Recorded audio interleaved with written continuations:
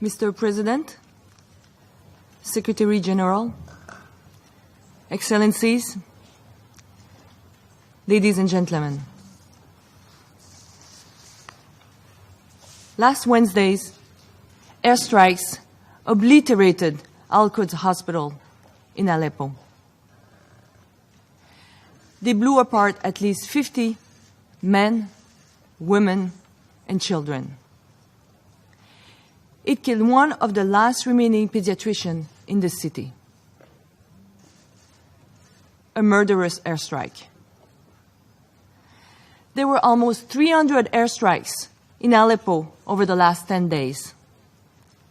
Civilians, often in crowds, were repeatedly struck.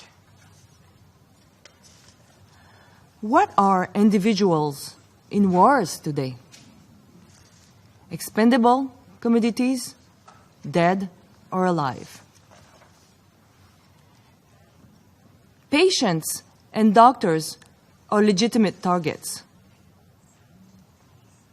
Women, children, the sick, the wounded, and their caregivers are condemned to death. Stop these attacks.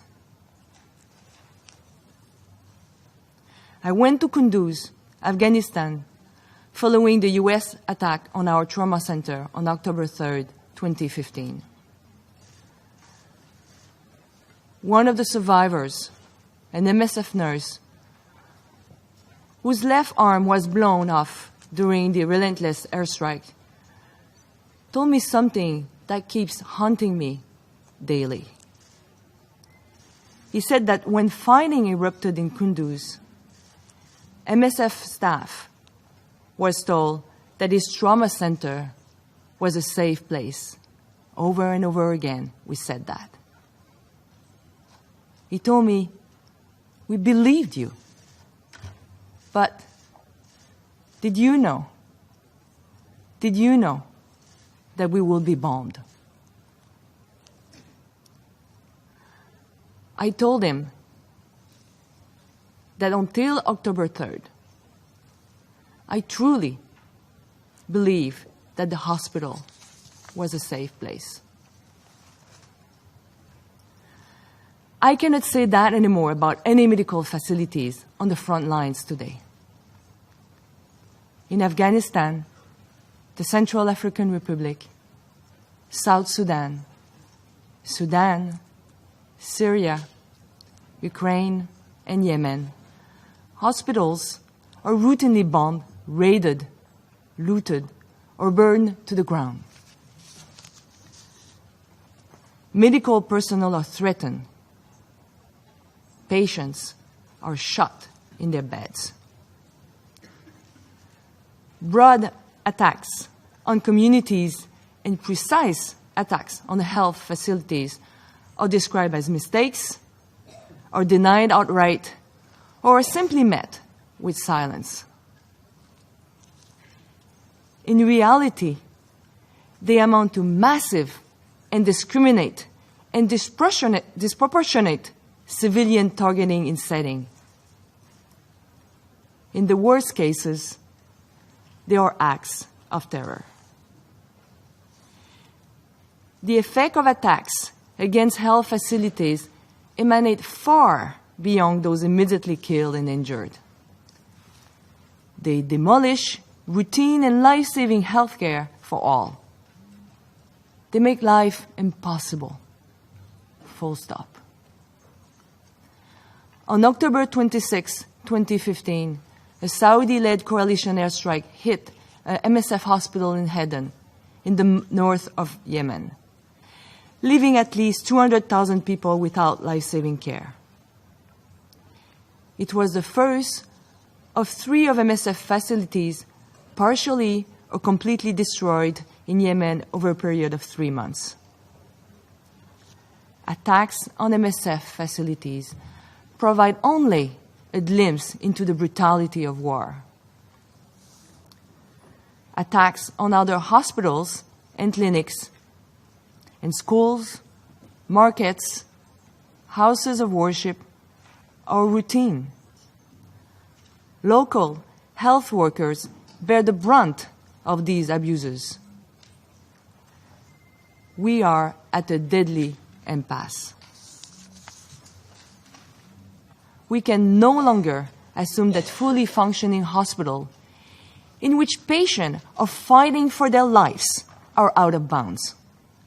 Hospitals and patients have been dragged onto the battlefield. In Jazim, a town in southern Syria, citizens have protested in front of a hospital to prevent its reopening. They know what happens to functioning hospitals. We are facing an epidemic of attacks on health facilities, impeding our ability to do our core work. And to date, our calls for independent investigation have gone unheeded. Accountability begins with independent and impartial fact-finding. Perpetrators cannot be investigators, judges, and juries. Make no mistake. We will relentlessly denounce attack on healthcare. We will speak out loudly and with force about what we witness in the field. Medicine must not be a deadly occupation. Patients must not be attacked or slaughtered in their beds. We, physicians, take an oath when we join the medical profession. We treat everybody, every individual, regardless of who they are, and regardless of their religion, their race, or on which side they may fight, even if they are wounded combatants or if they are labeled as criminals or terrorists. Hospitals must not be attacked or forcibly entered by armed personnel, including to search for and capture patients. To turn our back on these basic principles is to turn our back on the foundation of medical ethics. Medical ethics cannot be buried by war. The neutrality of wartime medical care cannot be stamped out by state sovereignty or domestic law, especially in an age of counterterrorism and counterinsurgency, characterized by shifting alliances and murky rules of engagement. While the nature of warfare may have changed, the rules of war have not. You are charged with protecting peace and security. Yet, 4 of the 5 permanent members of this council have, to varying degrees, been associated with coalition responsible for attacks on health structure over the last year. These include the NATO-led coalition in Afghanistan, the Saudi-led coalition in Yemen, the Russia-backed Syrian-led coalition. You, therefore, must live up to your extraordinary responsibilities and set an example for all the states. I repeat, stop these attacks. The discussion here today cannot amount to empty rhetoric.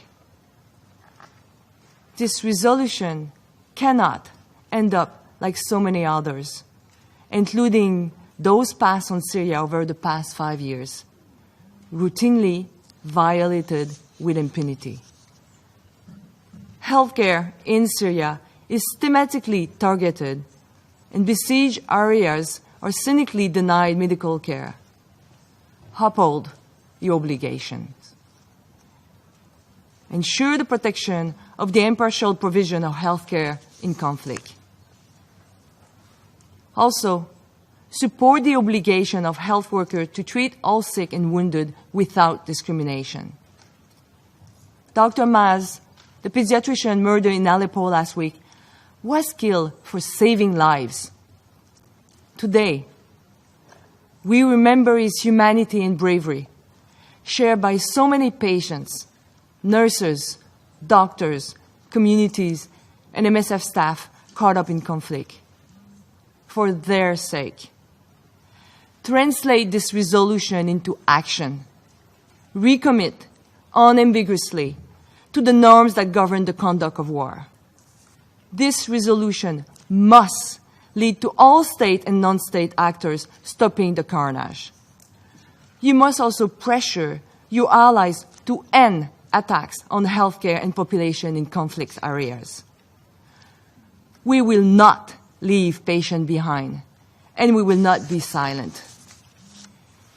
Seeking or providing healthcare must not be a death sentence. You will be judged not on your words today, but on your actions. Your work has only begun. Please, make this resolution save lives. Thank you.